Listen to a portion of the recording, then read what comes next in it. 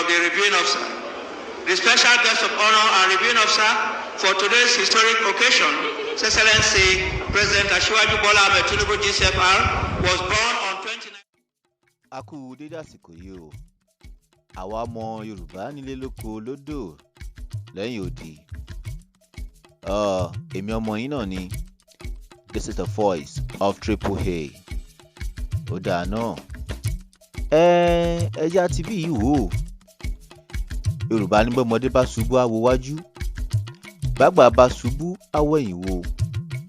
Ìṣubú Bọ́lá Ahmed Tinubu.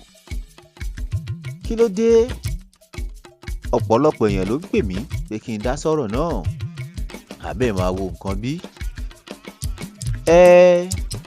Ohun tó wá yani lẹ́nu jù ni pé àwa ọmọ Yorùbá gangan ni wàhálà wa pọ̀ jù lórí ọ̀rọ̀ yìí.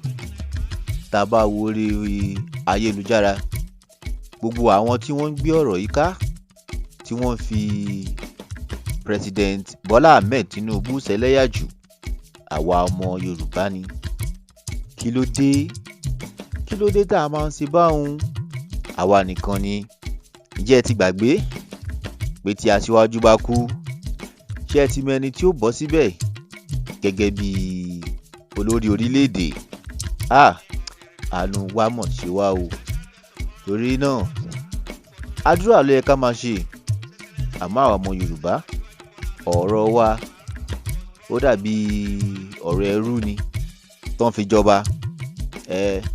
A sáfẹ́ ṣerú yẹn náà ni pẹ̀lú túláàsì. Kí ló dé tọ́lọ́ ń gbé wa sórí bẹ́ẹ̀dì tá a fẹ́ jábọ́, tá a sá nílò ẹrọ̀fọ̀ yìí náà la fẹ́ sùn sí ni? Àdúrà ló yẹ ká máa ṣe fún Bọ́lá Ahmed Tinubu.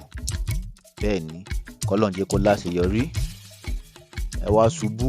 Tẹ́ bá wo gbogbo fọ́nrán, tẹ́ bá wo gbogbo àwọn tó wà ní orí social media yìí, tẹ́ bá wo àwọn tí wọ́n gbé àwọn ìròyìn yìí jù, ẹ rí pé àwọn ọmọ Yorùbá la pọ̀ jù ńbẹ̀. Kí ló dé?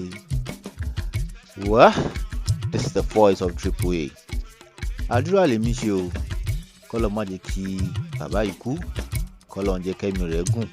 K'Ọlọ́run jẹ́ kó lè parí ìjọba. Àgbàládùúrà pé orílẹ̀-èdè Nàìjíríà ó sì dára. Bẹ́ẹ̀ ni, pẹ̀lú ògo Ọlọ́run, orílẹ̀-èdè Nàìjíríà sì máa dára. Bàbá Tinubu yìí náà ló sì gbé wa débù tí ògo. Ire o. Bàbá, àdúrà ní jẹ́ ká máa ṣe. Tó bá jọmọ yín ní Bọ́lá Ahmed Tinubu. Ìyá, tó bá jọmọ yín ní Bọ́lá Ahmed Tinubu, ṣé máa gbèrò kó kú? Àbí máa gbèrò kí nǹkan dàrú mọ́ lọ́wọ́? Àbí máa gbèrò kó dẹni àná? Bẹ́ẹ̀ ni, àwọn ọmọ Yorùbá yìí ká fi mọ̀ ṣọ̀kan. Ire o. This is the voice of AAA.